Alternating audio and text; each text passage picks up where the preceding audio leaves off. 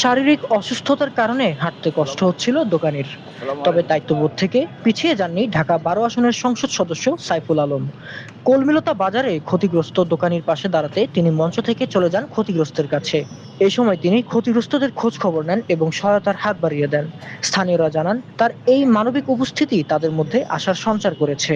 পরে এই সংসদ সদস্য সংশ্লিষ্টদের দ্রুত পুনর্বাসন ও সরকারকে পাশে থাকার আহ্বান জানান। উনি আমার অবস্থা দেখতে পাইয়া বুঝতে পারছেন, এখানে উইটা তিনি আসছেন, এর অসংখ্য ধন্যবাদ। হোলসেল দোকান সব করে সাইয়ে গেছে, আন্তরিক ধন্যবাদ জানাই পাশে দাঁড়ানোর জন্য। যে ক্ষতি হয়েছে এই ক্ষতি তো আল্লাহ ছাড়া কেউই পারবো না সমাধান করতে, আল্লাহ একমাত্র পারবো। যারা পাশে দাঁড়াইছে এটা তার আন্তরিক ধন্যবাদ জানাই।